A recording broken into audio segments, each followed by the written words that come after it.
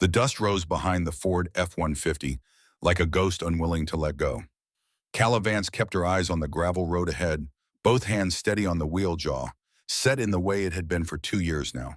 The kind of set that said she wasn't running, just relocating. There was a difference even if no one else could see it. Beside her in the passenger seat, Sentinel sat with military posture, ears forward, eyes scanning the tree line like they were back in Ramadi checking rooftops. 7 years old now, gray creeping into the black fur around his muzzle, still sharp, still watching. The sign for Ironwood passed on the right. Population 847.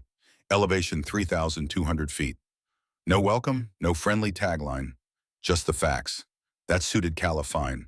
43 years of her life had been dedicated to facts. Facts like Lieutenant Commander Calla Vance, one of the first female Navy SEALs enlisted 2001, completed BUD/S training 2003. Fact 2 tours in Iraq, 1 in Syria. Fact retired 2022 after an incident no one wanted to talk about. And the final fact, the one that mattered most, she had $40,000 left. 40 acres of Oregon scrubland, waiting and absolutely nowhere else to go. The road narrowed as it climbed into the mountains. Ironwood sat in a valley between ridges thick with Douglas fir and ponderosa pine, the kind of place logging built and abandonment perfected. The houses that appeared through the trees looked tired, peeling paint, sagging porches, trucks older than their owners. Calla slowed as the road opened into what passed for a downtown. One main street, a post office the size of a garden shed, a gas station with pumps that probably still had rotating numbers. And there on the corner, a diner with a hand-painted sign that read, Opal's Rest in faded red letters. Her stomach reminded her she hadn't eaten since Baker City 6 hours back. She pulled into the gravel lot and killed the engine. The silence hit immediately. No traffic, no voices, just wind moving through pine needles and the distant sound of water somewhere beyond the ridge. Sentinel's ears swiveled toward the diner door. Yeah, Calla said. I know, let's see if they're friendly. The bell above the door announced them with a cheerful jingle that felt out of place. Inside the diner smelled like coffee that had been on the burner too long and fryer oil that had seen better days. 4 booths lined the windows. A counter with 8 stools ran along the back. Every surface was clean, but nothing was new. This was a place held together by habit, not hope. A woman in her late 50s stood behind the counter, hair steel gray, and pulled into a bun so tight it looked painful. She had the kind of face that had learned not to smile first. Help you, she asked. Coffee, Calla said, and whatever's hot. The woman's eyes moved to Sentinel, who stood at parade rest beside Calla's leg. No tail wag. No friendly approach, just professional distance. He trained Navy K-9, Calla said. Bomb detection, retired. Something shifted in the woman's expression. Not quite warmth, but acknowledgement. I'm Opal. This is my place. You passing through or staying stupid? Calla felt the corner of her mouth twitch, almost a smile. Bought some land north of here, 40 acres near the old ridge. Opal poured coffee into a mug that had seen 1,000 refills. That'll be the Hendricks property. Been empty since '09. Land's cheap up there for a reason. What reason? Opal set the mug down, met Calla's eyes. People say it's cursed. Anyone who digs too deep up there tends to disappear. But that's just talk. Probably. She turned without waiting for a response and called through the kitchen window. Burger and fries, Opal special. Calla wrapped her hands around the mug, felt the heat seep into her palms. Across the diner, an old man in a Carhartt jacket watched her from a corner booth. Not hostile, just measuring. 10 minutes later, Opal returned with a plate and a small bowl. She set the burger in front of Calla and placed the bowl on the floor. 2 gas station hot dogs still steaming. Sentinel looked at the bowl, looked at Opal, then turned his head away with the slow, deliberate movement of a food critic who'd just been served gas station sushi. Opal's eyebrows rose. Well, excuse me for not having filet mignon. Calla bit down on a laugh, first one in weeks. He's particular. I can see that. Opal crossed her arms, but there was something almost like amusement in her eyes now. Your dog just judged my hospitality and found it wanting. He's had worse. He's just letting you know. Sentinel sat back down, gaze fixed on the window, professional dignity intact. The old man in the corner booth chuckled into his coffee. Calla ate quickly, paid in cash, and left a tip bigger than the meal. Outside, the afternoon sun slanted through the pines, turning the dust gold. She stood beside her truck for a moment, breathing air that tasted like sap and distance. Not much of a town, she said to Sentinel, but it'll do. The drive to her property took 15 minutes on roads that went from paved to gravel to dirt to suggestion. The final half mile was barely a track, weeds growing up the center branches scraping both sides of the truck. Then the trees opened up. 40 acres of rolling scrubland stretched before her, bordered by pine forest on 3 sides and a rocky ridge on the 4th. No buildings, no power lines, no people, just land and sky and the kind of quiet that made city people nervous. Calla stepped out. Sentinel jumped down beside her, immediately moving into patrol mode, nose to the ground, circling outward in expanding arcs. She'd bought this place sight unseen from a lawyer's office in Portland. As is, the paper said. No utilities, no improvements, no guarantees. Perfect. From the truck bed, she pulled her gear. Military surplus tent, sleeping bag rated to 20 below, camp stove, water filtration system. Everything she owned fit in 4 duffel bags and 2 plastic bins. 21 years of Navy life had taught her to pack light and move fast. The tent went up in 12 minutes. Not her best time, but not bad for being out of practice. Sentinel sat 15 feet away watching. When Calla stepped back to check her work, she saw what he saw. The tent sagged on the left side one corner, stake at the wrong angle, the rainfly twisted like it was trying to escape. She looked at Sentinel. He tilted his head slowly. The canine equivalent of, "Really, this is your standard." "It's fine," Calla said. Sentinel's head tilted further. "It's functional." One ear drooped. "Okay, it's a disaster. Happy." Sentinel walked to the tent and sat directly in front of the sagging corner, then looked back at her with an expression that would have made a drill sergeant proud. Calla sighed and started over.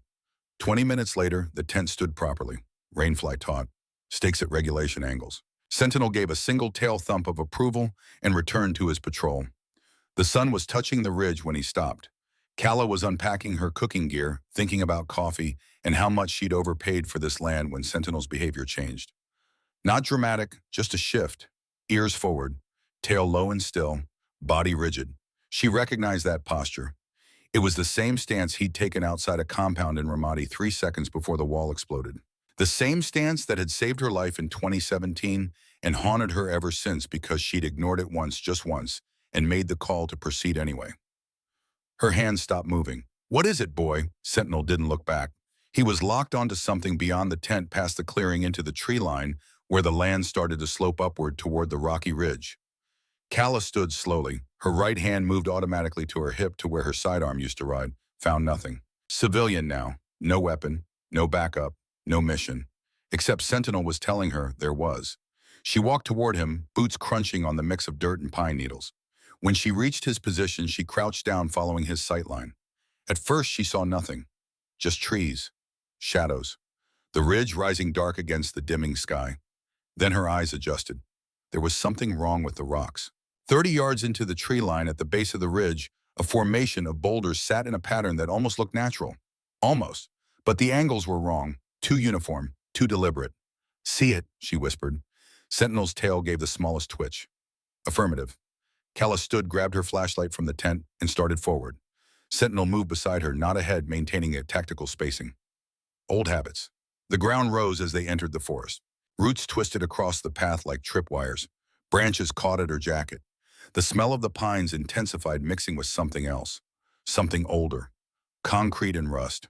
She reached the boulder formation and stopped. Up close, it was obvious.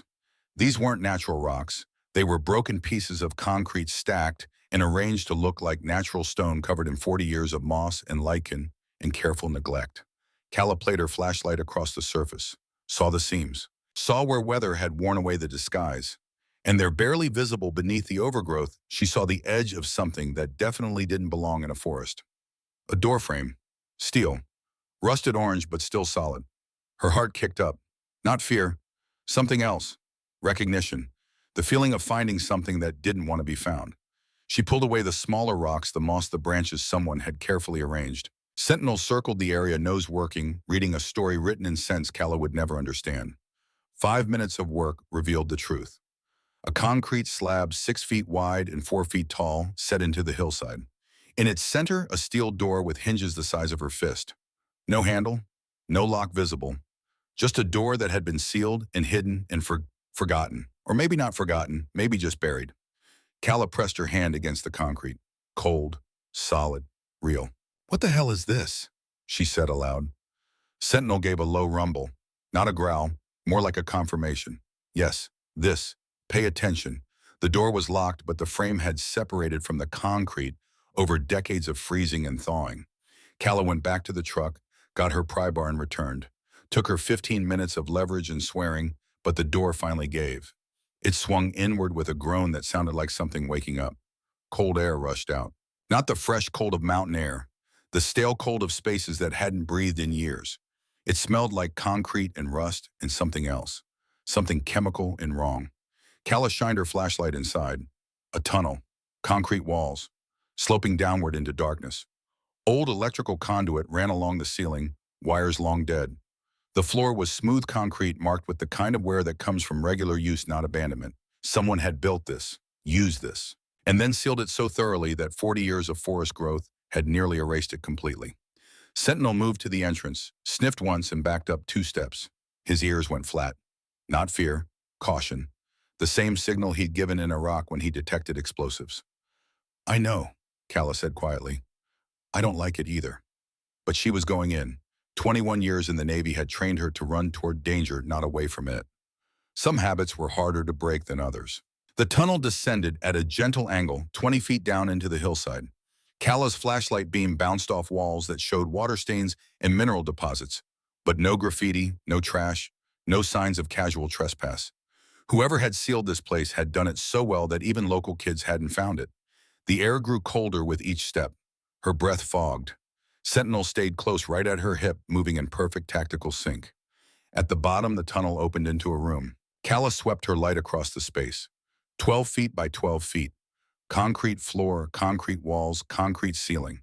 In one corner, a steel desk sat bolted to the floor, its surface covered in a fine layer of dust. A metal filing cabinet leaned against the far wall, one drawer hanging open like a mouth. And covering the desk tacked to the walls, spread across every available surface, were maps.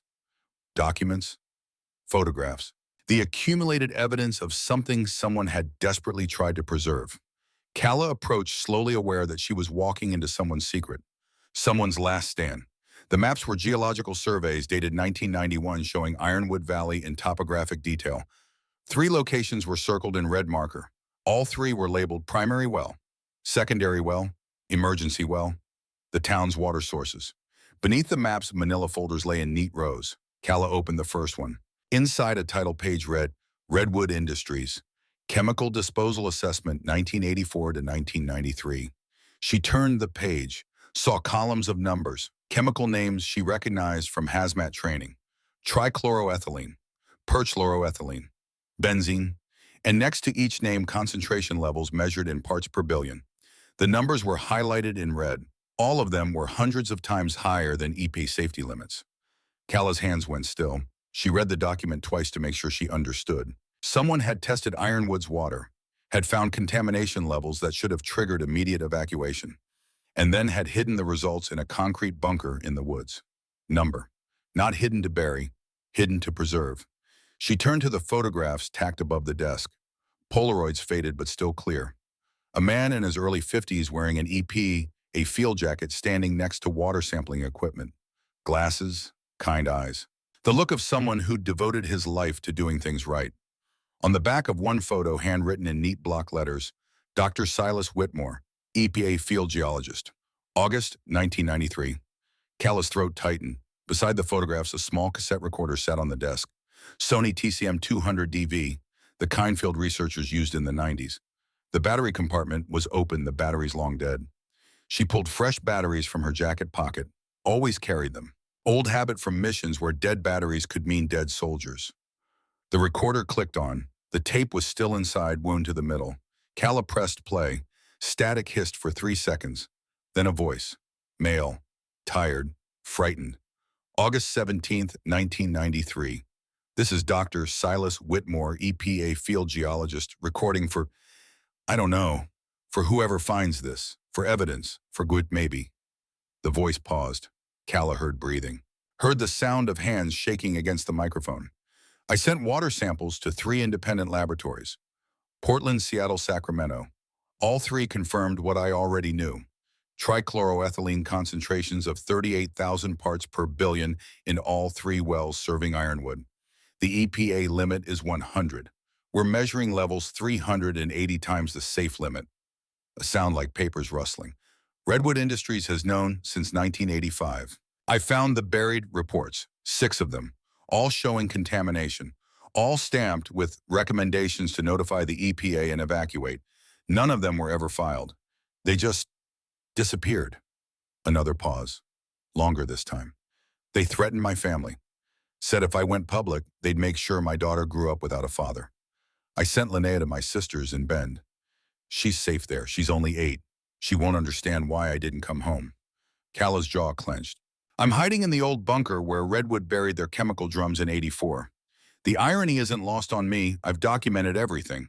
If I disappear, someone needs to find a sound, sharp, like a door slamming open. Dr. Whitmore's voice changed instantly. Higher. Panicked. Wait, I can explain. Hands up now. Scuffling. The microphone hitting something hard. A cry of pain. Then voices distant, arguing. Cala couldn't make out words, just tone, anger, urgency. A final sound, something heavy being dragged. Then silence. The tape hissed for another 10 seconds before clicking off. Cala stood in the concrete room, hands still on the recorder, pulse hammering in her ears. 31 years ago, a man had died trying to save 800 people, and someone had made sure no one ever knew. Sentinel pressed against her leg, warm, solid, present. She looked down at him. We found something we weren't supposed to find. His tail twitched once. Affirmative. Cala gathered her flashlight, took photos of everything with her phone, and carefully rewound the tape. The recorder went into her jacket pocket. The maps and documents she left where they were. Evidence, crime scene. Whatever this was, it needed to be preserved exactly as Dr. Whitmore had left it. Outside, full dark had fallen. Stars pressed close in the clear mountain air, more than Cala had seen in years. The kind of stars that reminded you how small you were, how brief. She sealed the bunker door as best she could and covered it again with branches and moss. Not hiding it, just protecting it until she knew what to do next. The walk back to her tent felt longer than it should have. Every shadow seemed to watch. Every sound carried weight. At the tent, Sentinel circled 3 times and lay down at the entrance. Guard position. He hadn't done that since Iraq. Cala sat on her sleeping bag, the recorder in her hands, and stared at nothing. She'd come here to disappear, to find a place quiet enough that the voices from Ramadi might finally fade. The voices of Petty Officer Sarah Brennan and Sergeant Mike Torres, both dead because she'd ignored Sentinel's warning in 2017 and ordered the breach anyway. She'd come here to hide from responsibility, and instead she'd found 800 people drinking poison water and a dead man whose last act had been leaving evidence for someone brave enough to use it. The universe had a terrible sense of humor. Sentinel's ear twitched. He was watching her amber eyes reflecting starlight. I know what you're thinking, Cala said quietly. We should walk away. Not our mission, not our problem. Sentinel didn't move. But you won't let me, will you? His tail gave the smallest wag, just the tip, barely visible. Cala exhaled slowly. Yeah, that's what I thought. She lay back, staring at the tent ceiling. Tomorrow she'd go into town. Find out what happened to Dr. Silas Whitmore. Find out if his daughter Linnea was still looking for answers. Find out if 800 people deserved to know they'd been drinking poison for 39 years. Sleep came slowly, broken by dreams of concrete bunkers and voices on tape recorders, and a little girl named Linnea who'd grown up wondering why her father never came home. When Cala woke, dawn was breaking cold and clear over the ridge. Sentinel sat at the tent entrance, exactly where he'd been the night before, frost on his fur breath steaming. Still on watch, still waiting for her to make the right choice. She reached out, scratched behind his ears. Okay, boy, we're staying, at least long enough to figure this out. His tail thumped twice. Approval. Cala packed light, recorder, phone, notebook. Left the tent standing. This wasn't a mission you completed in a day. The drive into Ironwood took 20 minutes. The town looked different in morning light. Still tired, still poor. But now Cala saw it differently. Saw the people walking to work, the kids waiting for a school bus, the old men drinking coffee at Opal's Rest. 847 people, the sign had said. 847 lives built on contaminated ground. She parked at the library, a brick building from the 60s, American flag hanging limp in the still air. The door was unlocked. Inside smelled like old books and carpet that needed replacing. A young woman at the front desk looked up, surprise clear on her face. Probably didn't get many visitors. Help you find something, she asked. Local newspaper archives, Calla said. 1993. The woman pointed to a back room. Microfiche. Everything before 2000 is on film. Machine's old, but it works, usually. The room was small and dark and smelled like dust. The microfiche reader hummed when Calla turned it on screen, flickering to life with the pale green glow of obsolete technology. She loaded the film for August 1993 and started scrolling. Local news, timber prices, high school football, someone's golden anniversary, the mundane record of a small town's small concerns. Then on August 22nd, a short article. No photo. Bottom of page 3. Local EPA researcher missing. Dr. Silas Whitmore, 52 of Ironwood, has been reported missing by his wife Ellen. Dr. Whitmore, employed by the Environmental Protection Agency as a field geologist, was last seen on August 19th conducting routine water quality assessments. His vehicle was found abandoned near Forest Service Road 47. Sheriff's Department is investigating. Anyone with information should contact authorities. Mrs. Whitmore reported her husband had been suffering from severe depression in recent weeks. Calla read it 3 times. Saw what wasn't there. No mention of what he'd been investigating. No mention of Redwood Industries. No mention of contamination. Just a depressed man who'd walked into the woods and disappeared. She scrolled forward, found a follow-up article in September. 1 paragraph. Search for missing researcher suspended. No evidence of foul play. Case remains open. Then nothing. The story died as completely as the man. Calla leaned back, jaw tight. This was how you buried truth. Not with lies, just with silence. With leaving things unsaid. With letting grief and time do the work of erasure. Behind her, a voice said, "You're looking for my father." Calla spun. A woman stood in the doorway, late 30s, red hair pulled back, eyes that had spent years searching for answers and finding none. Linnea Whitmore, Calla asked. Linnea Whitmore Brennan now, but yes. She stepped into the room, closing the door behind her. I've been tracking who looks at these archives for 20 years. Not many people care about missing EPAA researchers from 1993. Who are you? Calla stood. Lieutenant Commander Calla Vance, Navy, retired. I bought land north of here. Found something I think belonged to your father. Linnea's expression didn't change, but something in her eyes sharpened. What did you find? A bunker, hidden, full of water contamination data, and a tape recorder. Linnea's breath caught. Just for a second. Then she was moving, closing the distance between them. You have the tape. Calla pulled it from her pocket, held it out. Linnea's hands shook as she took it. I was 8 when he disappeared. They told me he'd had a breakdown, that he'd walked into the forest and given up. I never believed it. My father was the most careful man I ever knew. He didn't give up. He wouldn't abandon me. He didn't abandon you, Calla said quietly. He was protecting you. The tape explains everything. Can I hear it? Calla hesitated. It's not easy to listen to. Nothing about the last 31 years has been easy. I can handle one more hard thing. They sat in that dim room microfiche machine, humming, and Calla played the tape. Watched Linnea's face as her father's voice filled the space. Watched tears track down her cheeks when the scuffle started. Watched her hands clench when the tape went silent. When it ended, Linnea sat very still. I knew, she whispered. I always knew someone killed him. But no one would listen. The sheriff said he was depressed. The EPA said he was thorough but troubled. Redwood Industries said they'd never heard of any contamination issues. Everyone just wanted to forget. She looked up at Calla. 800 people live here. How many of them are drinking poisoned water right now? All of them. According to your father's data, all 3 wells are contaminated. Have been since 1985. Linnea stood abruptly, walked to the window, stared out at the quiet street. That's why the cancer rates are so high.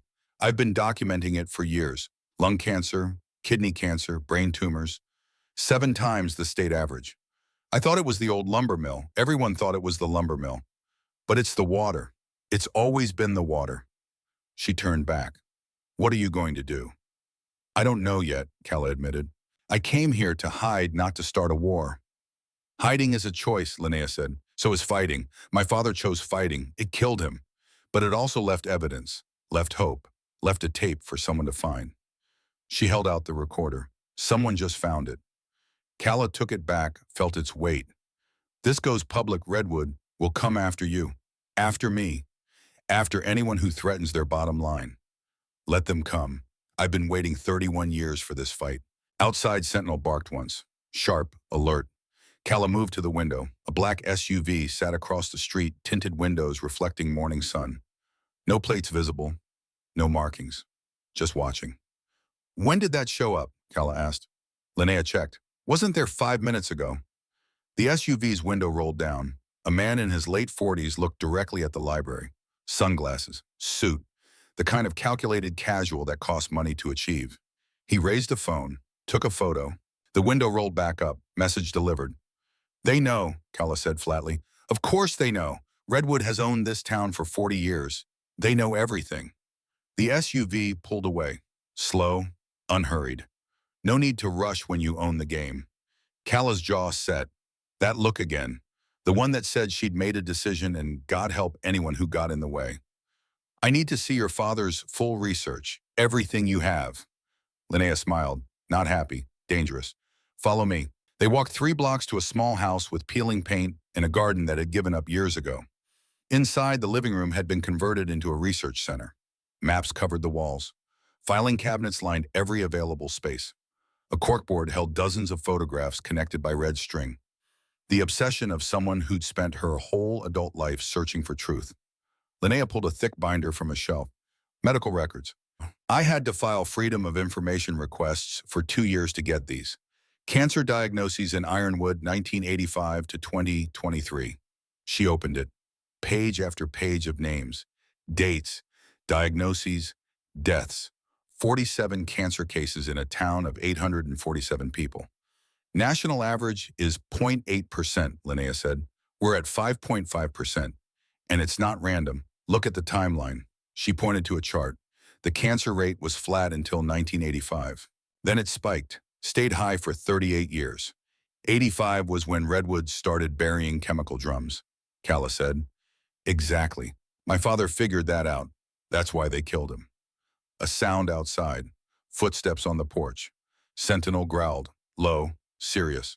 Calla moved to the window. The same black SUV sat in front of the house. The door opened. 2 men stepped out. Not cops, not feds. Private security. The kind corporations hired when law enforcement wasn't quite dirty enough. A knock at the door. Polite. Patient. Linnea looked at Calla. They've never come to my house before. They're escalating, Calla said. We're not hiding anymore. We're a threat. Another knock, harder this time. Calla opened the door 6 inches, kept her body in the gap. Sentinel pressed against her leg, hackles raised. The man in front was late 40s, expensive suit, smile that didn't reach his eyes. He had the look of someone who'd spent his life learning how to threaten people without ever raising his voice. Ms. Whitmore, he said pleasantly. I'm Harlan Thorne, legal consultant for Redwood Industries. I was hoping we could have a conversation. Not interested, Linnea called from inside. Thorne's smile didn't flicker. I understand, but I think it would be in everyone's best interest, especially yours, Commander Vance.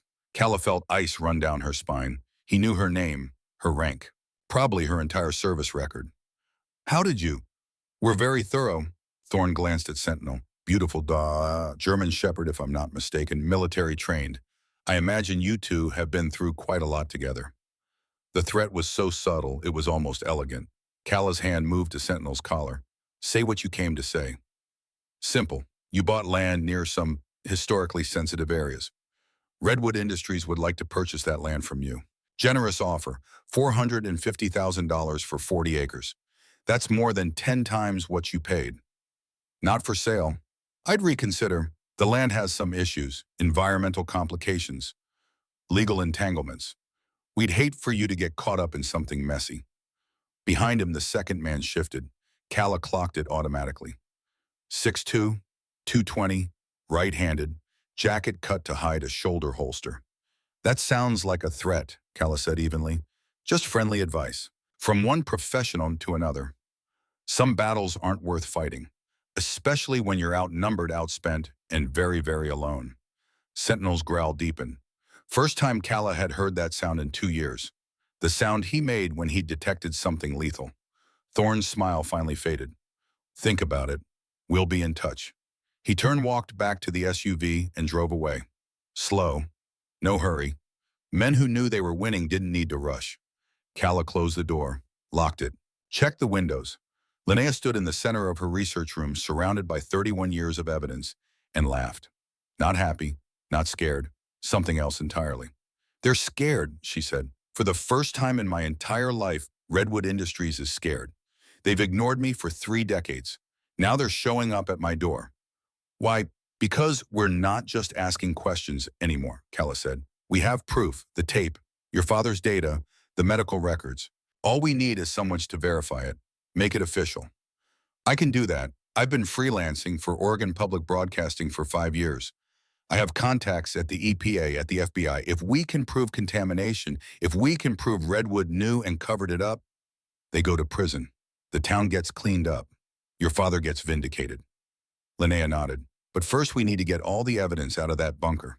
Photos aren't enough. We need the original documents. Chain of custody. Everything that will hold up in court. Tonight, Calla said, after dark, just you, me, and Sentinel, no one else. Agreed. The afternoon crawled by.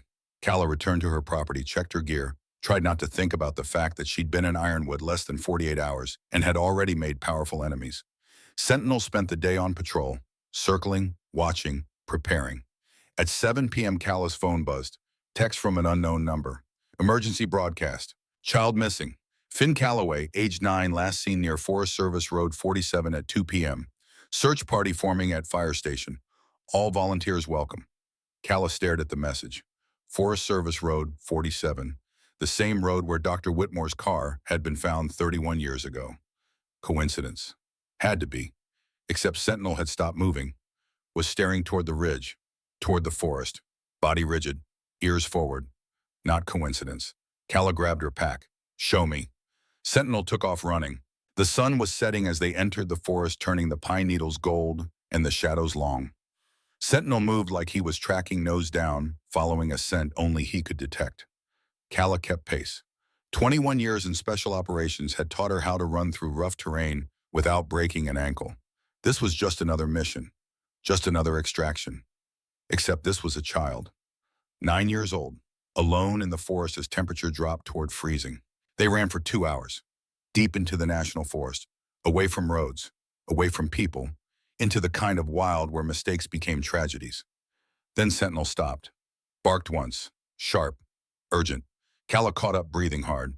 Ahead, a narrow gap between 2 boulders. Barely visible in the failing light. Finn, she called. My name is Calla. I'm here to help. Are you here? A sound. Faint. Like crying that had run out of strength. Calla pulled out her flashlight, squeezed through the gap. A boy sat curled against the rock. 9 years old. Blonde hair. Face streaked with tears and dirt. Right ankle swollen to twice its normal size. Hey, Calla said softly. I'm Calla. This is Sentinel. We're going to get you home. Finn looked up, eyes red, voice hoarse.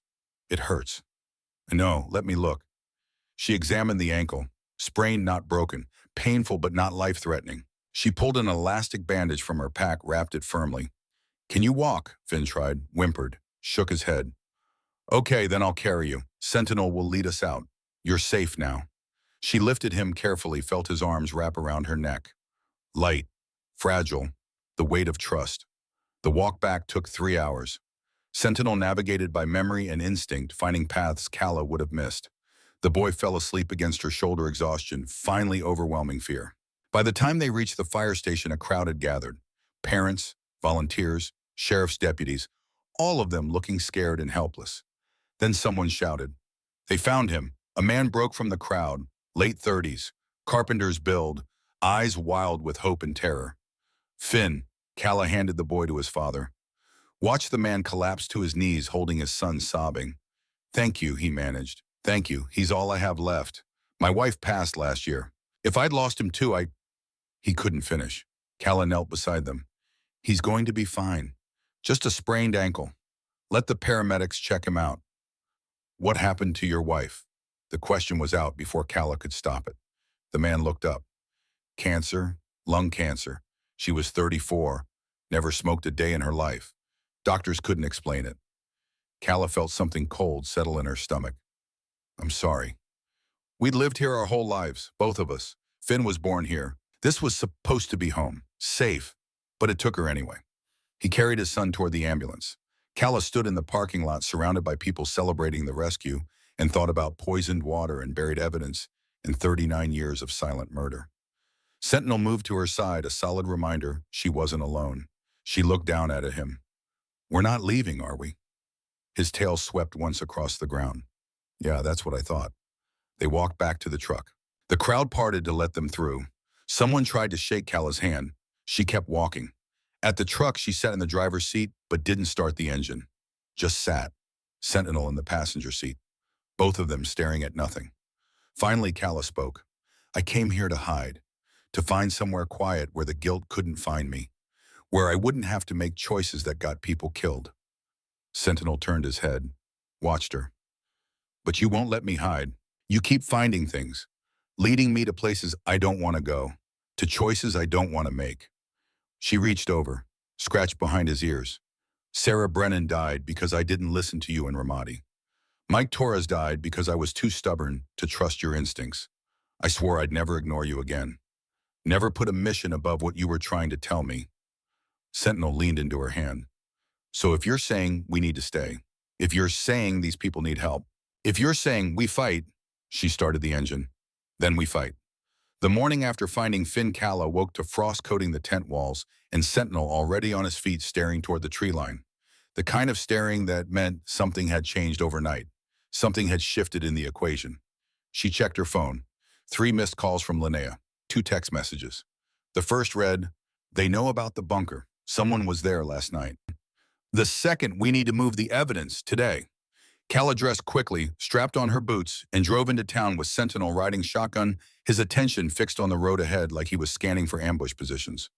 Linnea's house looked the same from the outside.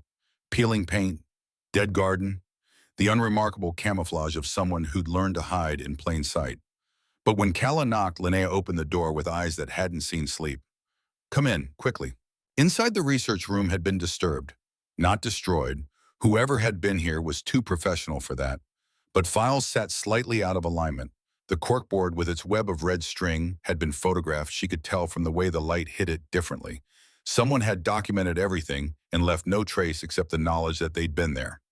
"They came in through the back window," Linnea said. "Sometime between midnight and 4 a.m. Didn't take anything. Didn't break anything. Just looked. Photographed. Let me know they could reach me whenever they wanted." Calla walked through the space reading the violation. This was psychological warfare, corporate style. "You file a police report. Sheriff's Department is in Redwood's pocket. Has been since the 80s. Filing a report would just tell them what we're planning next." Linnea poured coffee with hands that shook slightly. Not fear, anger. "I went to the bunker at dawn. The door was open. Not broken. Opened. Like they had a key." "Did they take anything?" "I don't know. I didn't go inside. I waited for you." Smart. Chain of custody mattered. Witnesses mattered. In a fight against corporate lawyers, every detail would be weaponized. They drove out to Calla's property in convoy. Linnea's ancient Subaru following Calla's truck up the degrading road. The forest felt different in daylight, less mysterious, more aware, like it was watching back. At the bunker entrance, Calla stopped. The camouflage of branches and moss had been removed and carefully restacked. Professional work. Someone with training. The steel door stood open 6 inches. Sentinel moved to point position, nose testing the air. His hackles rose. Not the explosive alert. Something else. Human scent. Recent. Calla pulled the door fully open and descended into the concrete tunnel with Linnea close behind. Their footsteps echoed in the enclosed space, a rhythm that felt like trespassing, even though this was technically Calla's land now. The bunker room at the bottom looked untouched at first glance. Maps still on the walls, filing cabinets still open, desk still covered in documents. Then Calla saw what was missing. The cassette recorder was gone. She checked the desk drawers, the filing cabinet. Under the desk, nothing. Just the space where it had been outlined in dust. "They took the tape," Linnea said quietly. "The only recording of my father's voice explaining what he found. The only direct evidence of his investigation." Calla's jaw tightened. "We still have the documents, the water analysis, the maps. Documents can be challenged, called into question. My father's voice on that tape, the fear in it, the specificity that was going to be impossible to dismiss." Linnea sat down hard on the concrete floor. I had it for 6 hours. 6 hours of knowing my father's last words. And now it's gone again. Sentinel whined softly, not a distress sound. A notification. He was standing in the corner pawing at something. Calla crossed to him. At his feet, barely visible in the dust, was a business card. She picked it up. Heavy stock. Embossed lettering. Harlan Thorne, Strategic Consultant, Redwood Industries. He'd left it on purpose. Another message. We can take what we want, anytime we want. They're trying to demoralize us, Calla said. Make us feel powerless before we even start fighting. Is it working? Calla looked at the empty space where the recorder had been. Thought about Dr. Silas Whitmore recording his last message, thinking someone would find it, someone would care. Thought about that message being stolen by the same people who'd probably killed him. No, she said, it's not working. She pulled out her phone and started photographing everything, every document, every map, every notation in Dr. Whitmore's handwriting. If they couldn't have the original tape, they'd have every other piece of evidence preserved digitally backed up in 3 locations, impossible to steal without a warrant. Linnea joined her. They worked in silence for 2 hours documenting 31 years of buried truth. When they finished, Calla gathered the original documents into a waterproof case. These go to your contact at the EPA today, federal custody, beyond Redwood's reach. I'll drive to Portland. 3 hours. I can be there by noon. Take the back roads. Vary your speed. Watch for tails. Linnea smiled grimly. You're very good at this. I've had practice staying alive when people wanted me dead. They climbed out of the bunker together. Calla sealed the door, covered it again, made it look untouched. Not to hide it, to preserve it. Crime scene protocol. At the vehicles, Linnea paused. What will you do? What I should have done from the start. Talk to people, find out who else knows, build a case that can't be stolen from a bunker. Be careful. Redwood has been running this town for 40 years. They've had a long time to build leverage. So have the people they've been poisoning. Linnea drove away, documents secured in a locked case in her trunk. Calla watched until the Subaru disappeared around the bend, then turned to Sentinel. Time to make some friends. In the town looked different when you knew what to look for. Calla drove slowly down Main Street, counting businesses. 12 storefronts, half of them empty. The ones still open had the exhausted look of enterprises running on fumes and stubbornness. She parked at Opal's Rest and went inside. The lunch crowd filled 4 of the 8 booths. Conversation died when she entered the way it always did in small towns when strangers walked in. But this time recognition flickered. The woman who'd found the Calloway boy. Opal looked up from behind the counter. Commander, coffee. Please, and whatever soup you're serving. Opal poured, set the mug down with slightly less hostility than the first time. Heard you found Finn. Garrett hasn't stopped talking about it. Says you and your dog saved his son's life. Sentinel did the tracking. I just carried him out. Still counts. Opal ladled soup into a bowl, chicken vegetable. The real kind, not from a can. You settling in okay, Lan? Treating you right. Lan's fine. Found some interesting history up there, though. Opal's hand stilled for just a moment. That's so. Old bunker. Concrete. Hidden pretty well. Full of environmental research from the 90s. The diner went quiet. Not the quiet of people minding their business. The quiet of people actively listening while pretending not to. Opal set the soup down carefully. Some history is better left alone. No, wipe bombed on them. Because digging it up doesn't change anything, just makes people uncomfortable. An old man in the corner booth spoke up. She's talking about the Whitmore thing. That EPA fellow who went crazy back in '93. He didn't go crazy, Calla said evenly. He found evidence of water contamination and was killed for it. The silence deepened, became dangerous. A woman in her 60s sitting alone with coffee said, you ought to be careful making accusations like that. This is a small town. People talk. Good, they should talk. They should talk about the fact that their cancer rates are 7 times the state average. They should talk about why so many people die of lung cancer when nobody smokes anymore. That's the old lumber mill, someone else said. Everyone knows that. The lumber mill closed in 2005. Cancer rates haven't changed. What's the mill got to do with people dying in 2023? No one had an answer for that. Calla pulled out her phone, opened the photos she'd taken in the bunker. Turned the screen to face the room. This is Dr. Silas Whitmore's research. Water samples from your 3 wells. Trichloroethylene levels 380 times the EP, a safety limit. Dated 1993. Anyone want to guess what the levels are now? 31 years later. Opal's face had gone pale. You're saying our water is poisoned. I'm saying it's been poisoned since 1985 and nobody told you because Redwood Industries makes more money keeping quiet than cleaning it up. The old man stood up, angry now. You come into our town, you're here, 3 days, and you're accusing the only employer left of murder. I'm telling you the truth. What you do with it is your choice. My choice is you should leave. We don't need outsiders stirring up trouble. He threw money on the table and walked out. 3 other people followed, but 5 stayed seated, including the woman with coffee who met Cala's eyes and said, my husband died of kidney cancer. 62 years old, worked for Redwood his whole life. They said it was bad luck. My daughter, someone else said, leukemia, she was 16. My brother, brain tumor. One by one they shared their losses. The quiet litany of a town being slowly killed by the thing that was supposed to sustain it. Opal braced both hands on the counter. If what you're saying is true, if the water really is poisoned, why hasn't anyone tested it? Why hasn't the EPA done something? Because 31 years ago, the EPA sent someone to test it. Dr. Whitmore found the contamination and tried to report it. Redwood buried the report and buried him, made it look like he'd had a breakdown.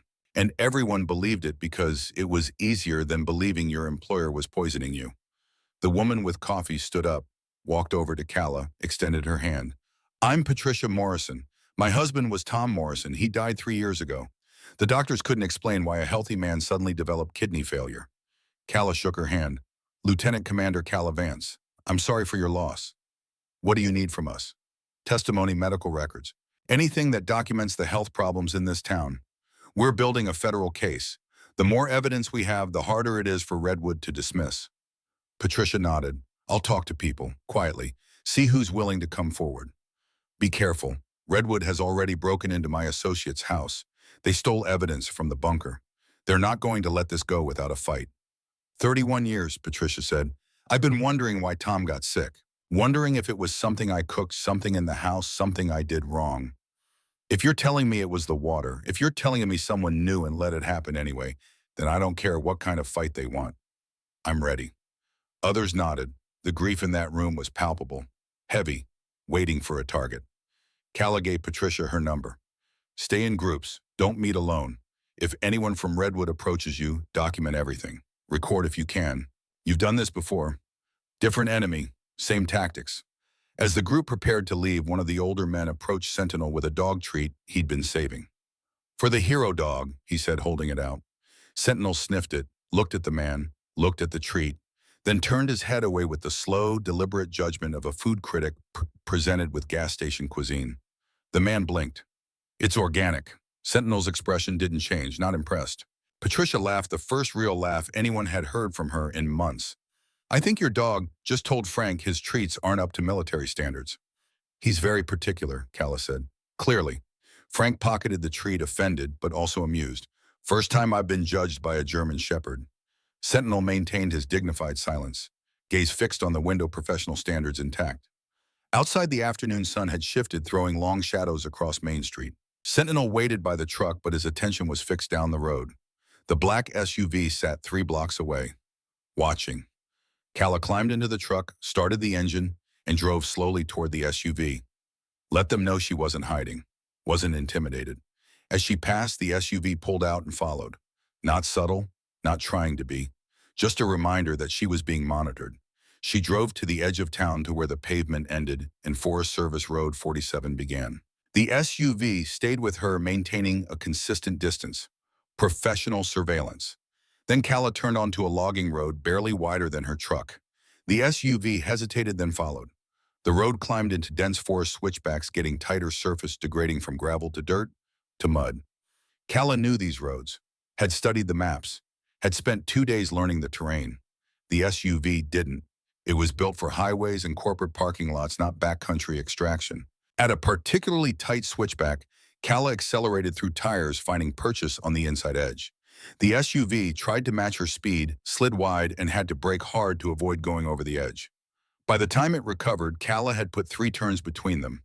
She took a narrow spur road that dead-ended at an old logging camp, circled around, and came back out on a different route entirely. Standard evasion. By the time the SUV figured out they'd lost her, she was already back on the main road, heading the opposite direction. Sentinel watched the whole maneuver without comment. This was familiar territory. Evasion and pursuit.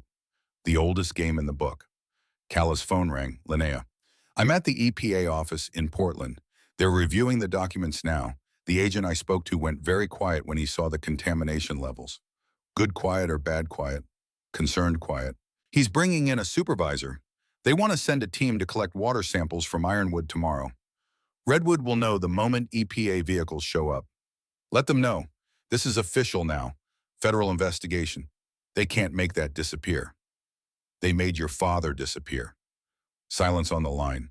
Then that was before digital records, before cell phones, before everything was documented 6 ways from Sunday. It's harder to make people vanish now. Harder, not impossible.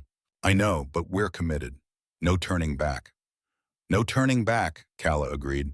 She ended the call and drove back to her property.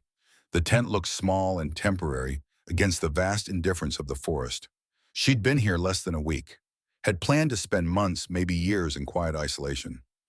Instead, she'd started a war. Sentinel trotted to the tent entrance and stopped. His body went rigid. Alert posture.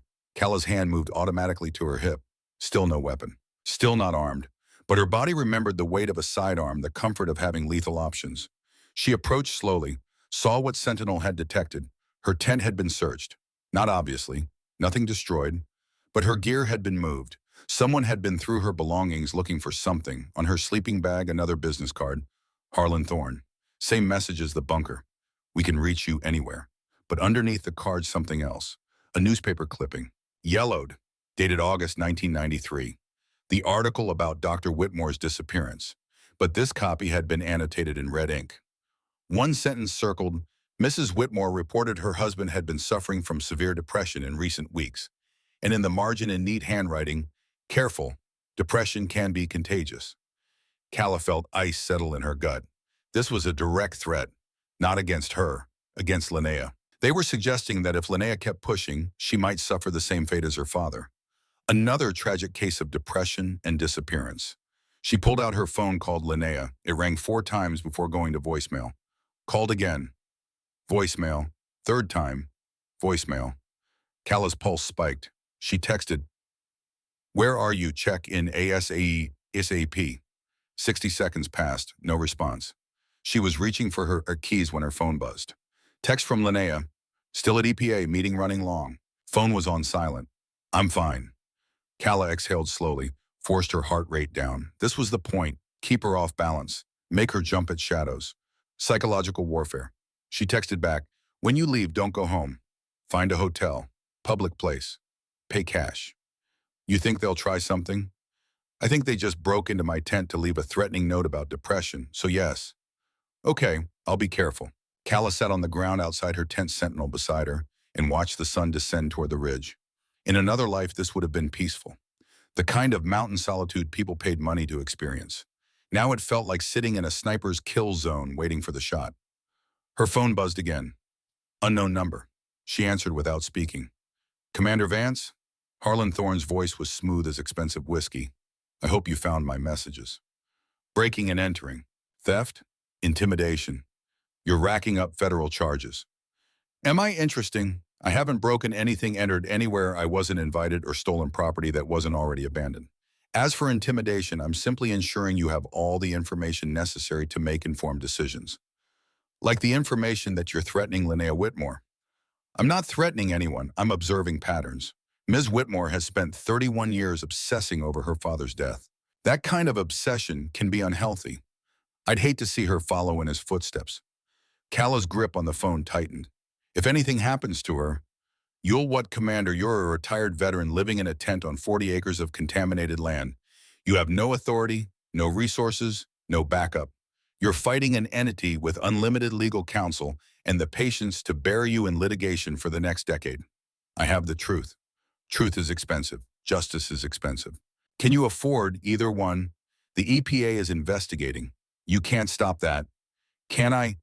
The EPA has been investigating Redwood Industries on and off for 40 years. Know how many fines we've paid? 3. Total value $600,000. We spent more than that on last year's Christmas party. Investigations come and go. Redwood remains. Sentinel growled, low, continuous. Cala stood up. What do you want, Thorne? I want you to leave. Sell me your land, take your dog, disappear. You came here to hide from something, didn't you? Iraq, I believe. Some unfortunate incident with an IED. 2 casualties. Your fault, according to the after-action report. Her blood went cold, Frenton.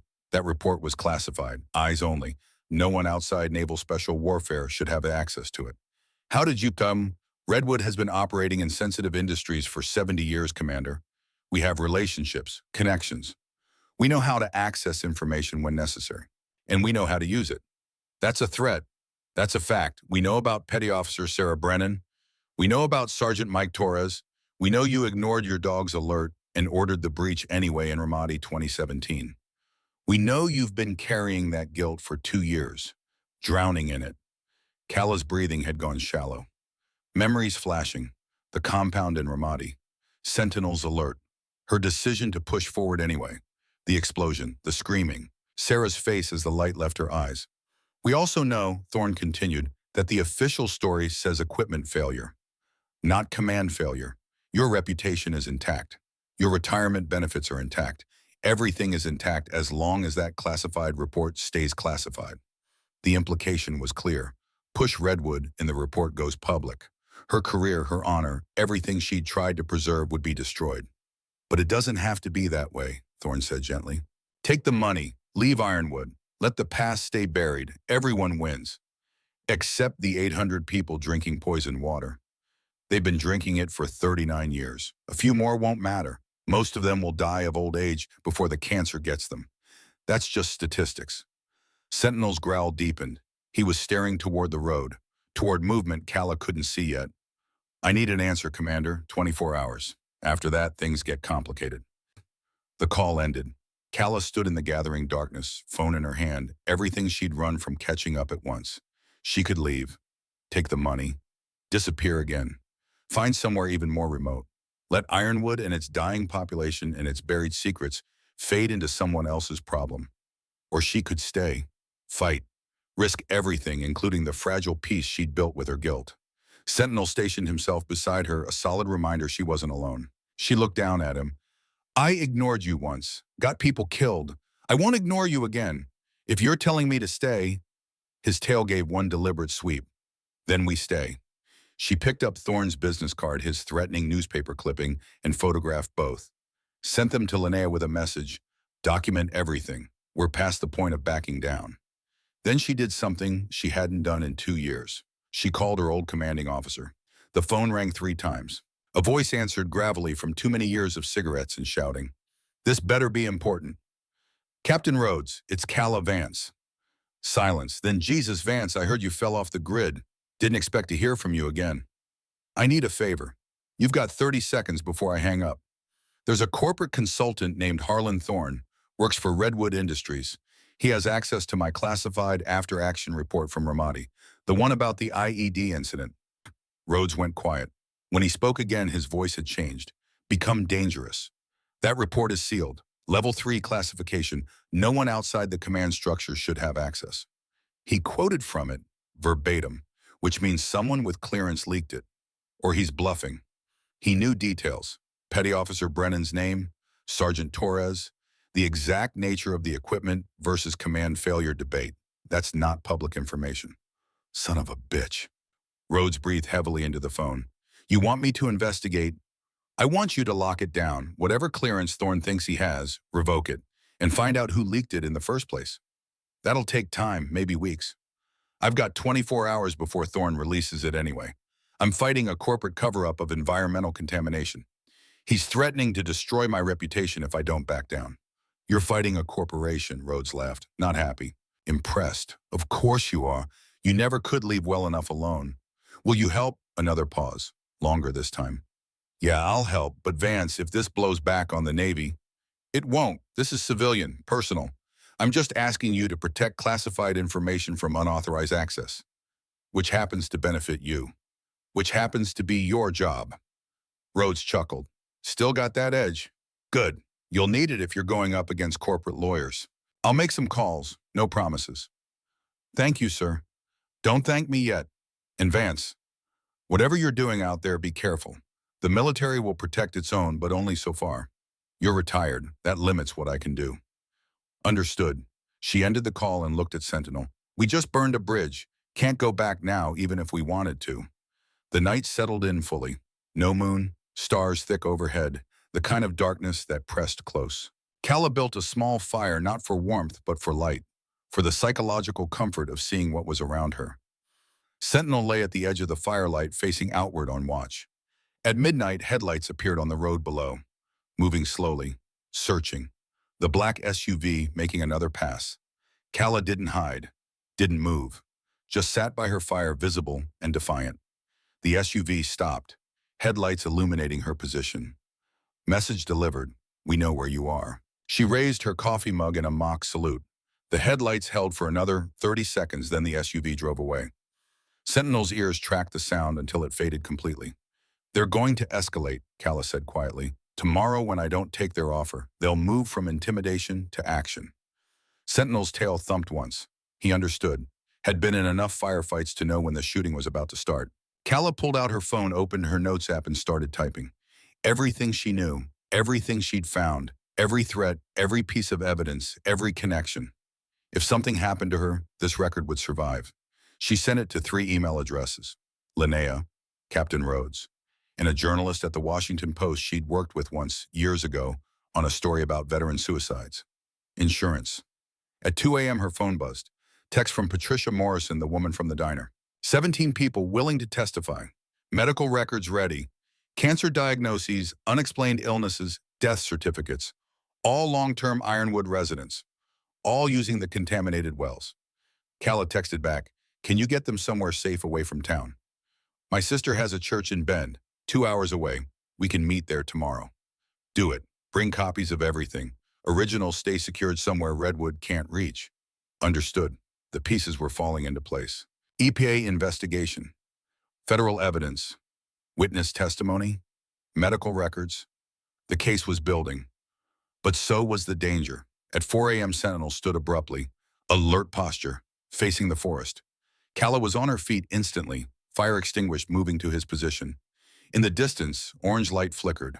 Not headlights, not stars. Fire. She grabbed her binoculars, focused on the ridge. The old logging road that led to the bunker was burning. Not a wildfire.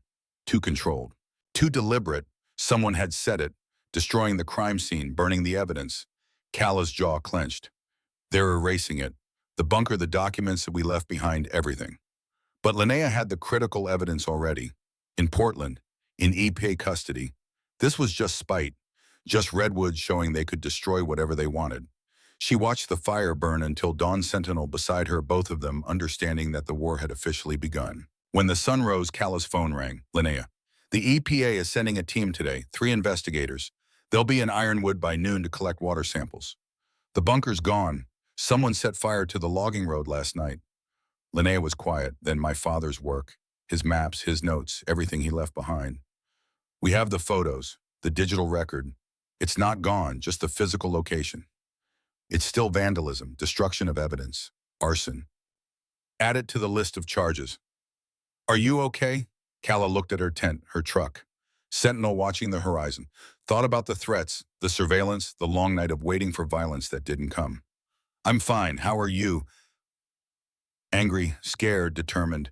My father spent his last days terrified, hiding in that bunker, knowing they were coming for him. And now they've burned it, like they're erasing him all over again.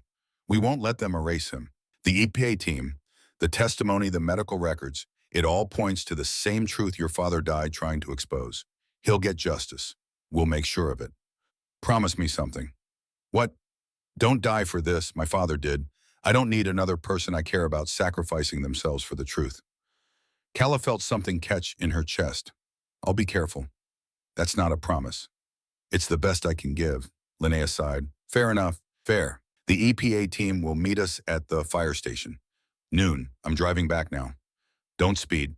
Don't give them any excuse to pull you over. You sound like my father. He sounded like he knew what he was doing. After the call ended, Calla packed her gear. Not to leave, to prepare. She sorted through her supplies, checking what she had that could be useful in a sustained operation. First aid kit, water filtration, emergency rations, flares, radio. Everything from her deployment days kept maintained out of habit. Sentinel watched her work, understanding the rhythm. Preparation before action. The ritual that separated amateurs from professionals. At 11 a.m., Calla drove into Ironwood. The town felt different, tense, like everyone knew something was about to break. The black SUV was parked outside Opal's Rest. Harlan Thorne sat at the counter drinking coffee, perfectly relaxed. He smiled when Calla walked in. "Commander, I trust you've considered my offer." "I have." "And a no." His smile didn't flicker. "Unfortunate. I was hoping you'd be reasonable." "Reasonable would be admitting your company poisoned 800 people and taking responsibility." "That's not how business works." "Then business is going to learn how federal investigations work." Thorne set down his coffee. "The EPA team arriving at noon. I know. We've known since they were assigned yesterday. We have lawyers already in position to challenge every sample, every test, every conclusion. This will drag on for years. You know that, right?" "I know justice takes time.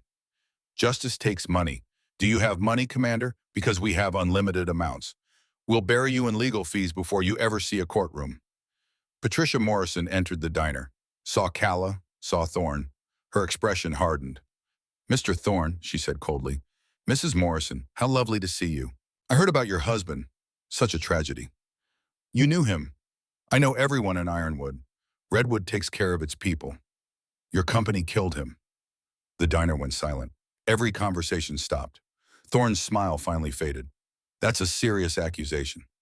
"Commander Vance showed me the evidence. The water contamination, the cancer rates, 39 years of poison. Tom drank that water every day of his life. And you knew. Your company knew." "I think you're confused, Mrs. Morrison. Perhaps grief is affecting your judgment." "My judgment is fine, and I'm not the only one. 17 of us are willing to testify. We have medical records, death certificates, a pattern of illness that points directly at your contaminated wells." Thorne stood slowly. "You should be very careful about what you say publicly. Defamation is expensive." "So is murder." Calla stepped between them. "Not aggressive, just present. Mrs. Morrison, the EPA team will be here soon. You should gather your group." Patricia nodded, held Thorne's gaze for another moment, then walked out. Thorne turned to Calla. "You're making a mistake. These people, they're not equipped for this fight. They'll crumble under legal pressure. And when they do, when this all falls apart, you'll be left alone. Again. Just like in Ramadi." Sentinel growled. Deep, continuous. The sound he made before attacking. Calla's hand moved to his collar. "Easy." Thorne noticed. Took a small step back. "Your dog doesn't like me." "My dog has excellent judgment." "Does he? Or does he just attack when you're angry, like in Ramadi? When you ignored his alerts because you were too angry to think clearly? Too focused on revenge to make smart choices?" Calla's grip on Sentinel's collar tightened. Not to restrain him, to restrain herself. "I've made my choice, Thorne. You have your answer. What happens next is on you." She walked out, Sentinel at her hip, leaving Thorne alone in the diner with an audience of witnesses who just heard him threaten a woman over her husband's cancer death. Small victories, but they added up. At the fire station, 3 EPA vehicles arrived precisely at noon. Federal investigators in polo shirts and khakis, carrying testing equipment and sample containers. Professional, thorough, unhurried. Linnea met them, handed over the documents from the bunker.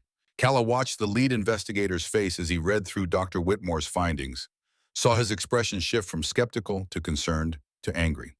"This is credible," he said finally. "If these contamination levels are accurate, this is one of the worst cases I've seen."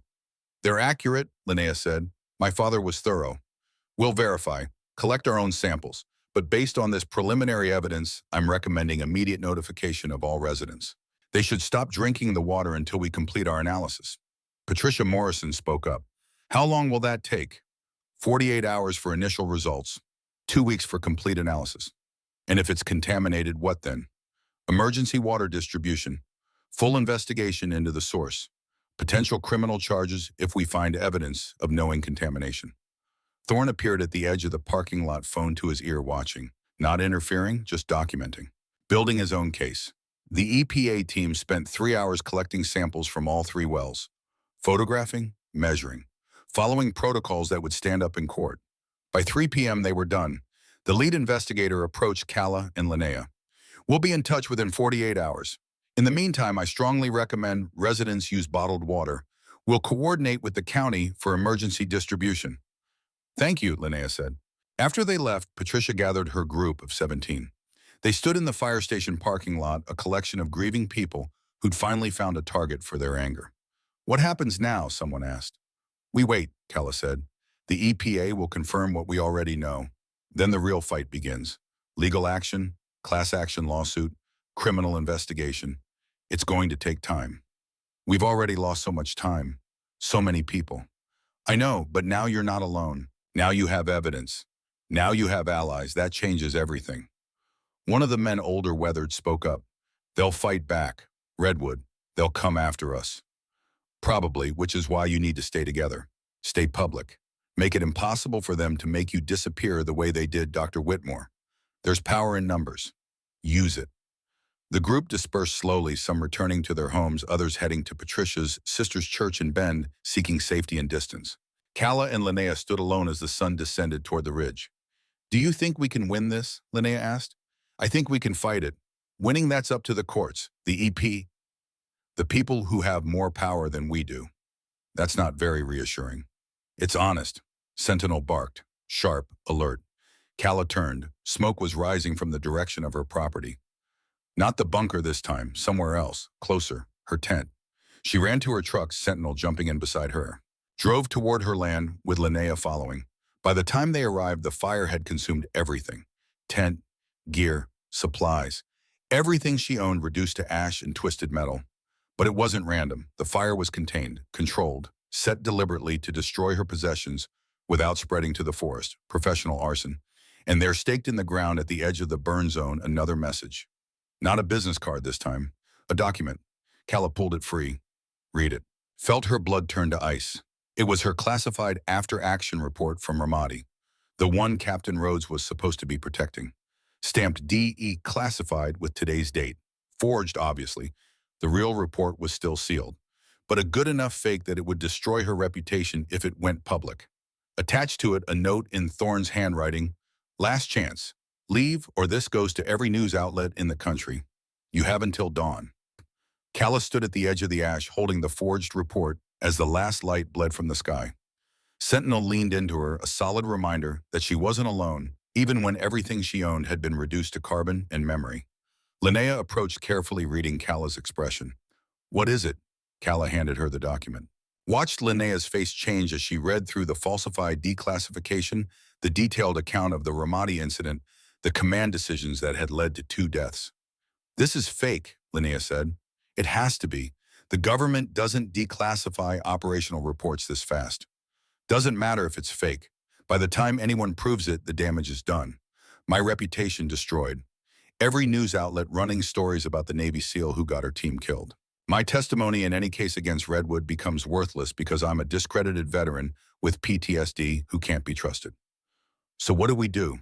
Calla looked at the smoking remains of her tent, at the deliberate message Thorne had sent, at the choice being forced on her. We finish this. Tonight. How? They burned my evidence. I burned theirs. Linnea's eyes widened. You're talking about Redwood Industries, the actual facility. Their administrative building, where they keep records. Financial documents. The real data on what they knew and when they knew it. Everything they've spent 39 years hiding. That's breaking and entering. Arson? Federal crimes. So is what they did to your father. So is poisoning 800 people. So is stealing classified military documents. Calla's voice was flat. Operational mode, decisive, stripped of emotion. We're past the point of playing by rules they ignore whenever convenient. Calla, I can't ask you to... You're not asking. I'm choosing. They gave me until dawn. That gives us about 8 hours, enough time if we move fast. Sentinel barked once. Affirmative. Ready. Linnea was quiet for a long moment. Then she pulled out her phone. The Redwood Administrative Building is 15 miles north, built in the 70s. 3 stories. Security cameras at every entrance. You've been there. I've been documenting it for 20 years. I know the layout. The shift changes. When the building is emptiest. She looked up. 2 a.m. night security does rounds every hour. 15-minute window when the 3rd floor is unwatched. You're coming with me, Barn. Someone has to show you where the records are kept, and besides, my father died fighting them. I'm not backing down now. Calla nodded. Respect and recognition. Linnea had been fighting this war longer than Calla had known it existed. They drove to Linnea's house in Convoy. Inside, Linnea pulled out files, blueprints obtained through public records, requests, photographs taken over decades of careful surveillance. Third floor, northeast corner, Linnea said, spreading the blueprints across her research table. Executive offices, that's where they'd keep the sensitive files. Contamination reports, legal strategy, communications about the cover-up. Digital or physical? Both. Redwood is old school. They keep paper trails because they think they can control them better than digital. Easier to shred a document than delete a file.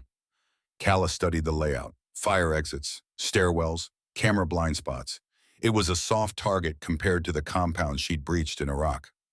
Corporate security wasn't designed to stop military operators. We'll need tools, she said. Lockpicks, flashlights, something to carry documents. I have a scanner, portable. Can digitize documents on site and upload them to cloud storage. That way, even if they catch us, the evidence is already out. Good. What about the security system? Analog cameras. Record to a server in the basement. If we can get to that server, we can erase the footage. Or we can just move faster than they can respond. At midnight, they assembled their gear. Dark clothing, soft-soled shoes. Tools packed in a backpack designed to be silent. Sentinel wore his tactical harness, the one from deployment days, matte black and stripped of any reflective material. Calla checked her watch. We go in at 01:45. Gives us 15 minutes to reach the third floor, locate the files, and get out before the next security round. What if something goes wrong? Then we improvise. They drove north with headlights off, using moonlight and memory to navigate the logging roads that paralleled the main highway. The Redwood Industries complex appeared as a dark shape against darker forest, 3 stories of concrete and glass surrounded by a chain-link fence that was more suggestion than barrier. Calla parked a quarter-mile away in a turnout hidden from the road. They approached on foot, Sentinel ranging ahead, silent as smoke. The fence was 8 feet tall, no barbed wire, designed to keep out curious locals, not determined infiltrators. Calla scaled it in seconds, dropped to the other side, and caught the backpack Linnea tossed over. Linnea followed, slower but competent. The building loomed ahead. Most windows were dark. A few offices on the second floor showed light, someone working late or forgotten. The main entrance glowed with security lighting. They circled to the east side, where service doors led to a loading dock. Linnea pointed to a camera mounted above the door. That one sweeps every 30 seconds. We have to time it. They waited, watched the camera track left, then right, then left again. Predictable, mechanical. No human operator watching in real time. On the next sweep, as the camera tracked right, they moved. 5 seconds to cross the open space. 3 seconds to reach the door. 2 seconds for Calla to work the lock while the camera completed its arc. The lock was commercial grade. Decent, but not military. Calla had it open in 40 seconds. They slipped inside as the camera swept back. Darkness swallowed them. The interior smelled like floor wax and filtered air. Emergency exit signs provided the only light, casting everything in red. A stairwell door stood to their left. Linnea led the way, moving with the confidence of someone who'd visualized this road 1,000 times. Third floor. The hallway was carpeted, absorbing sound. Doors lined both sides, nameplates identifying executives whose salaries probably exceeded Ironwood's entire tax base. At the northeast corner, a door marked records, authorized personnel only. Locked. But this lock was older, easier. Calla had it open in 20 seconds. Inside the room was exactly what Linnea had predicted. Floor-to-ceiling filing cabinets, bankers' boxes stacked against walls. Decades of documentation that Redwood considered too sensitive to digitize. Linnea pulled out her scanner and went to work. Opened drawers, methodically photographing everything, the scanner's soft beep the only sound. Calla kept watch at the door, Sentinel beside her, both of them attuned to footsteps. Voices, any indication they'd been detected. Minutes ticked by.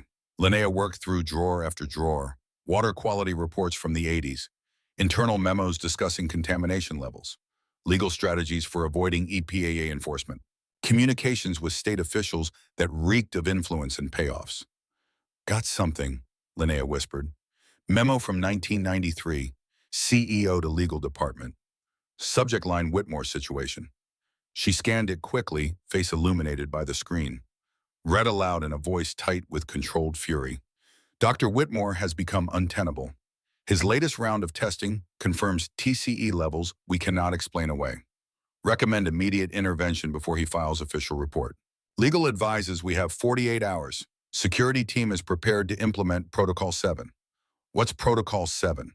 I don't know, but it's dated August 18th, 1993, 2 days before my father disappeared. She kept scanning, found another document.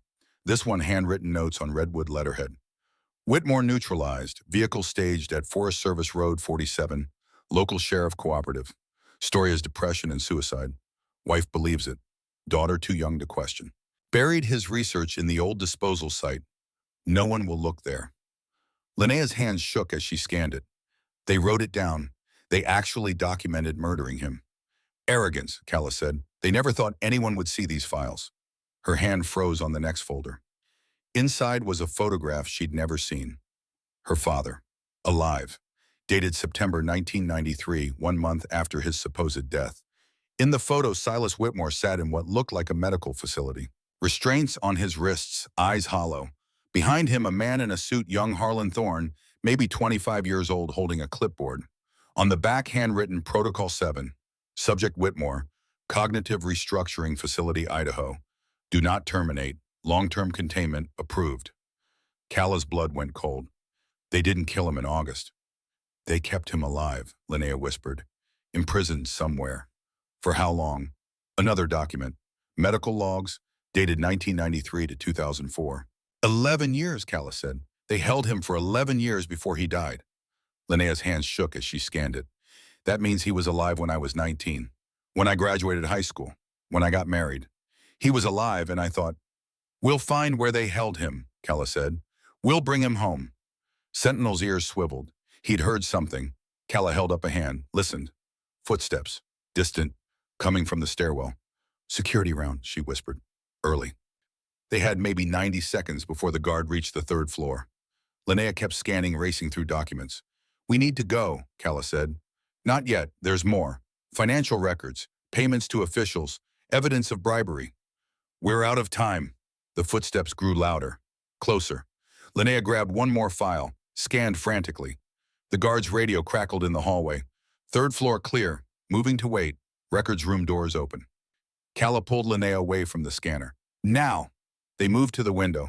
Calla checked the drop. 30 feet to a loading dock roof. Survivable if you knew how to land. The door behind them opened. A security guard, mid-50s, overweight, startled. Hey, stop! Calla opened the window. Jump! Linnea looked at the drop, looked at Calla. I can't. Yes, you can. Bend your knees. Roll when you hit. Go! The guard was reaching for his radio, calling it in. Linnea climbed through the window, hesitated for one heartbeat, then dropped. Hit the roof below with a thud and a cry of pain, but kept moving. Sentinel jumped next, landed perfectly, tactical training overriding the distance. Calla followed, felt the brief moment of free fall, the rush of air, then impact. Her knees absorbed it, body rolling, distributing force. No injury, just adrenaline. Behind her, the guard shouted into his radio. Break in, third floor. Subjects fleeing toward loading dock. They ran, across the roof, down a fire escape over the fence. Sirens were already wailing in the distance. Ironwood's volunteer fire department doubling as emergency response. They reached Calla's truck and drove away without headlights, navigating by moonlight and instinct. Didn't turn the lights on until they were 3 miles away, on a different road, headed in a different direction. Linnea was breathing hard, clutching her ankle. I think I sprained it. You'll live. Did you get everything uploaded? Most of it. 20 years of evidence, contamination reports. The memo about my father, the photo proving they kept him alive for 11 years. Financial records showing bribes to county officials. It's all in the cloud. Multiple servers. Encrypted. They can't erase it. Then we won. Did we? They'll know it was us. They'll press charges. Let them. Breaking and entering to expose murder and environmental crimes. I'll take that trial. Calla's phone rang, unknown number. She answered on speaker. Harlan Thorne's voice no longer smooth. Angry now, raw. You just made the biggest mistake of your life. Did I just collect evidence of your company murdering Dr. Silas Whitmore and holding him prisoner for 11 years? Silence. Well, then you have nothing that will stand up in court. Everything you took is inadmissible. Fruit of the poisonous tree. Maybe, but it's public now. Uploaded to 3 news organizations. The EPA, the FBI. Even if a court can't use it, the public can see it, and that's all that matters. You don't understand what you've done. Redwood Industries employs 12,000 people across 4 states. You just jeopardized all of them. Your company jeopardized them when it chose profit over people. I just made sure everyone knows. This isn't over. You're right, it's not. Because at dawn, I'm not leaving. I'm staying, and I'm testifying. And so are 17 other people who've lost family to your contaminated water. You wanted a war, Thorne. You got one. She ended the call. Linnea was staring at her. What happens now? Now we get you somewhere safe. Then we wait for the EPA results.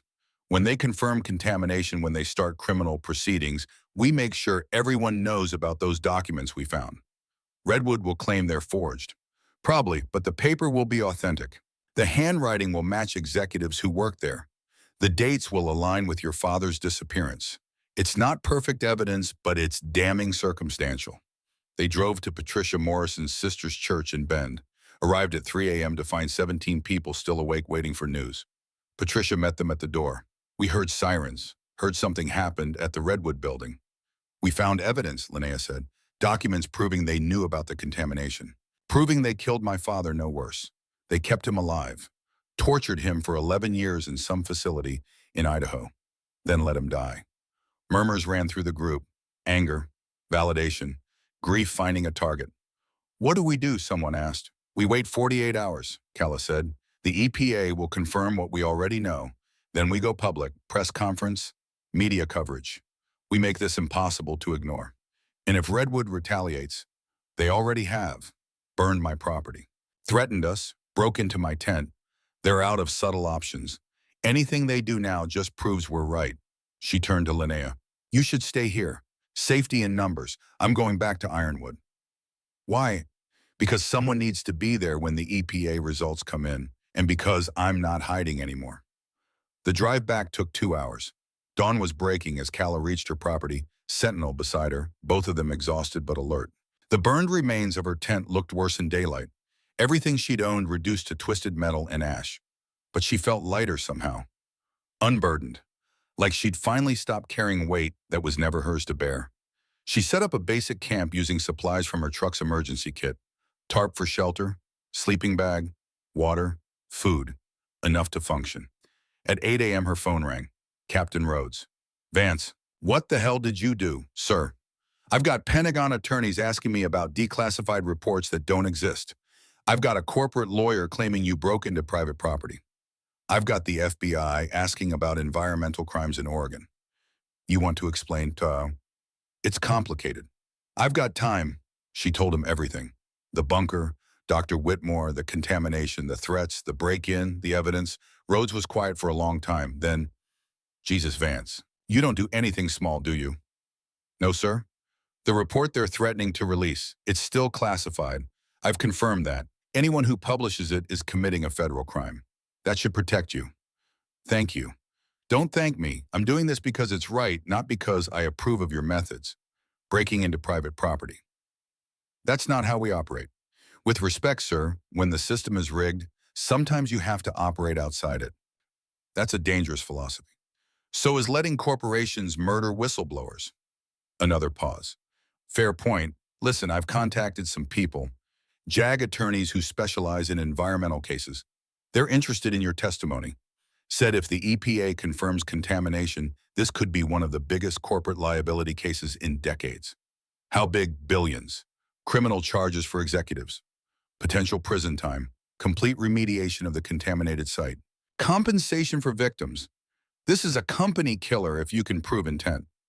We have documents proving intent, memos discussing neutralizing Dr. Whitmore, financial records of bribes, all uploaded and distributed, obtained illegally, obtained necessarily. Rhodes sighed. You're going to make one hell of a witness, assuming you survive long enough to testify. I will. Vance corporations this size don't go down easy. They have resources you can't imagine, legal teams, PR firms, politicians in their pocket. This fight could take years. I have time. And if they come after you physically, I mean. Calla looked at Sentinel, who was watching the road, always watching. Then they'll regret it. That's what I'm afraid of. Try not to kill anyone, Commander. It complicates the testimony. No promises, sir.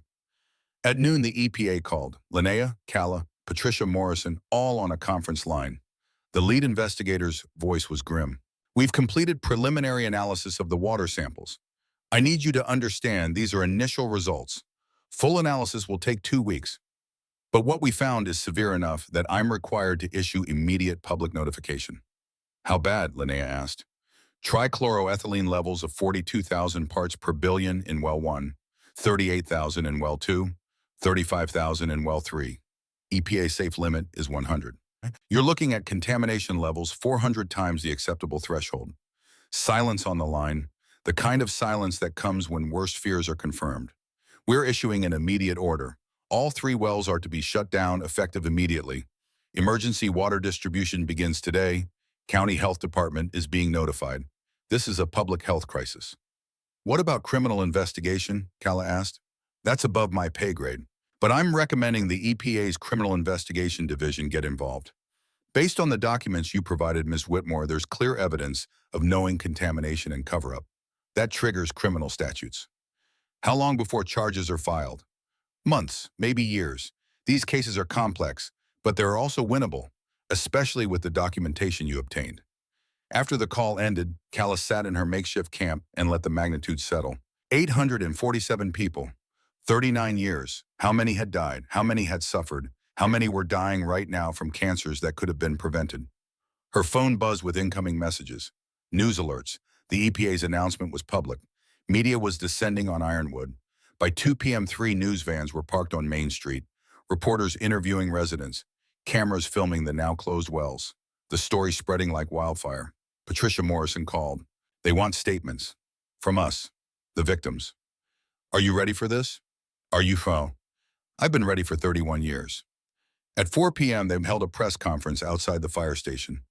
17 victims. Linnea Whitmore. Calla Vance. Patricia Morrison speaking for her dead husband. Cameras everywhere. Questions shouted. Microphones thrust forward. Patricia spoke first. Voice steady, eyes clear. My husband, Tom Morrison, died 3 years ago of kidney cancer. He was 62 years old. Healthy his whole life until the day he wasn't. The doctors couldn't explain it. But now we know. He was poisoned by water he trusted, in a town he loved, by a company that knew and chose profit over people. Linnea next. My father, Dr. Silas Whitmore, died trying to expose this contamination in 1993. Redwood Industries didn't just murder him, they kept him alive, imprisoned him for 11 years in a facility designed to break his mind. I have documents proving it, photographs, medical logs. This wasn't negligence, this was deliberate corporate torture and murder. Then Calla. I'm Lieutenant Commander Calla Vance, U.S. Navy, retired. I came to Ironwood looking for peace. I found a war crime disguised as business as usual. These people deserve justice. Dr. Whitmore deserves vindication. And Redwood Industries deserves to answer for 39 years of knowing contamination and 11 years of unlawful imprisonment. The questions came fast, aggressive, probing. Commander Vance, Redwood Industries claims you broke into their facility and stole documents. How do you respond? I respond that breaking and entering to expose murder and torture is a crime I'm willing to be charged with. Ms. Whitmore, do you have proof Redwood held your father prisoner? I have internal documents, photographs of him in restraints dated after his supposed death, medical logs spanning 11 years, handwritten notes from Harlan Thorne himself approving his long-term containment. Mrs. Morrison, what do you want from Redwood? I want them prosecuted. I want them to pay for remediation. I want them to compensate every family they've destroyed. And I want the executives who made these decisions to spend the rest of their lives in prison. The press conference lasted an hour. By the time it ended, the story was national. Cable news picking it up, social media exploding. Ironwood, Oregon population 847, suddenly the center of attention. And with attention came protection. Redwood couldn't make them disappear now. Too many people watching, too many cameras, too much light. That night, Calla received a call from an unknown number. She almost didn't answer, but something made her pick up. A woman's voice, elderly, shaking slightly. Is this Commander Vance? Yes. Who's this? My name is Ellen Whitmore, Silas's widow, Linnea's mother. Moment, Calla sat up straighter. Mrs. Whitmore, I'm glad you called. I saw the news, saw what you found, saw Linnea standing up there talking about her father like she'd finally found answers, like he'd been a prisoner. All those years I thought, her voice broke. They told me he was dead, depressed, suicidal. I believed them. I was so angry at him for leaving us, for abandoning Linnea, and he was alive, suffering for 11 years. I'm so sorry, Mrs. Whitmore. I need you to know something. I need Linnea to know. I'm ready to fight now. Whatever it takes, however long it takes. I owe Silas that much. I owe her that much. She knows, Mrs. Whitmore. She's never blamed you. Tell her I'm coming. Tell her we're going to bring him home, properly this time. After the call, Calla walked outside. Sentinel joined her, and together they looked at the stars spread across the Oregon sky. We did it, boy, she said quietly. We brought the truth into the light. Sentinel's tail wagged, slow, satisfied, but the fight wasn't over. Not yet. Over the next 3 days, events accelerated. The FBI opened a criminal investigation into Redwood Industries. EPA teams descended on Ironwood to conduct comprehensive testing. Water trucks arrived distributing clean water to residents. The National Guard set up a temporary distribution center, and every day more victims came forward, more medical records, more stories of unexplained illness, more evidence of a town slowly poisoned. On the 4th day, the first arrests were made. 3 Redwood executives, charged with conspiracy, environmental crimes, and kidnapping related to Dr. Whitmore's imprisonment. Harlan Thorne was arrested attempting to board a flight to Costa Rica, charged with obstruction of justice accessory to kidnapping and conspiracy to commit murder. His bail was set at $5 million. A week after the press conference, federal agents raided the Cognitive Restructuring Facility in Boise, Idaho. They found records of 14 other subjects held between 1985 and 2010. Scientists, journalists, activists, anyone who threatened corporate interests. Dr. Silas Whitmore's remains were identified through dental records. He died in 2004, 21 years after his supposed disappearance, buried in an unmarked grave behind the facility. Linnea brought him home, buried him properly in Ironwood beside the memorial to the victims. At the funeral, 300 people attended, a town saying goodbye to a hero they'd never known they had. Ellen Whitmore stood at the grave supported by her daughter, both of them crying, both of them finally able to grieve properly. She placed a hand on the headstone. I'm sorry I didn't believe you. I'm sorry I didn't keep fighting, but Linnea did, and she found you. You can rest now. 2 months later, Redwood Industries filed for bankruptcy. The company was dissolved, assets liquidated to pay victims. The final settlement, $400 million for water remediation, $600 million for victim compensation, and criminal trials for 12 executives. Harlan Thorne's trial was scheduled for the following spring. Linnea would be there front row. Patricia Morrison's nonprofit grew to serve contaminated communities across 12 states. She became a national advocate, testifying before Congress about corporate accountability. Ellen Whitmore lived to see the first executive sentenced, 12 years in federal prison. She died peacefully that winter. Her last words to Linnea, "Your father would be so proud." And Calla Vance stayed, not because she had nowhere else to go, but because she'd finally found a mission worth staying for. She bought a small house on the edge of Ironwood. Nothing fancy, 2 bedrooms, porch, yard for Sentinel. She started consulting with other communities facing environmental contamination, using her military experience to help people navigate corporate intimidation, teaching them how to organize, how to fight. Linnea wrote a book about her father, The Last Warning: One Man's Fight Against Corporate Murder. It became a bestseller. The foreword was written by Calla Vance. On a quiet evening in November, as the first snow dusted the ridgeline, Calla sat on her porch with Sentinel beside her. A truck pulled up, Garrett Calloway Finn in the passenger seat. "Commander Vance," Garrett called. "Got a minute?" "Sure." Finn climbed out, walking without a limp now, ankle healed. "Mom wanted me to give you this." He handed Calla a drawing, crude but heartfelt. A woman and a dog standing on a mountain. Stars overhead. Underneath, in careful letters, "Thank you for staying." Calla felt her throat tighten. "Tell your mom thank you." After they left, she sat holding the drawing. Sentinel pressed against her leg. "You know what, boy," she said. "For the first time in a long time, I think we're exactly where we're supposed to be." Sentinel's tail thumped. Agreement, satisfaction, home. The stars came out, bright and clear, the same stars that had watched over Ramadi, over every battlefield Calla had ever fought on. But tonight, they didn't feel like witnesses to failure. They felt like witnesses to something else. Redemption. The radio on her porch crackled. Emergency frequency. Old habit to keep it on. "This is Ironwood Volunteer Fire. Missing hiker reported near Forest Service Road, 47. Anyone in the area able to assist?" Calla stood, looked at Sentinel. "You up for this?" He was already moving toward the truck. She grabbed her pack. checked her gear, called dispatch. This is Cal Vance. I'm 10 minutes out. I have a trained K9. We're en route. As she drove through the night, sentinel alert in the passenger seat, Calla thought about the path that had led here. The mistakes, the losses, the guilt she'd carried like a stone. And she thought about Sarah Brennan, who'd died because Calla ignored Sentinel's warning. I hear you now, she said quietly. Every time. I promise. Sentinel turned his head, looked at her. Understanding passing between them that went deeper than words. They reached the trailhead. Other searchers were gathering, organizing. Calla joined them. Sentinel already tracking nose to the ground. 2 hours later, they found the hiker. Hypothermic, but alive. Sentinel had tracked through conditions that would have defeated human searchers. The hiker's family thanked her, asked how to repay her. Stay, Calla said. When things get hard, when it would be easier to leave, stay. Fight for this place. It's worth it. Driving home as dawn broke, Sentinel asleep in the passenger seat, Calla felt something she hadn't felt in years. Not peace exactly, not forgiveness, but purpose, direction. The sense that every choice that had led here, even the mistakes, even the failures, had been necessary. She pulled into her driveway as the sun cleared the ridge. The house looked small but solid, permanent, a place she could defend, a place worth defending. Sentinel woke as she parked, stretched, looked at her with those amber eyes that had seen everything and judged nothing.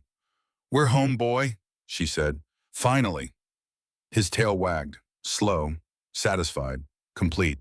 And somewhere in the forest where the bunker had been, where Dr. Silas Whitmore had made his last stand before 11 years of suffering, the wind moved through the pines like a voice saying thank you.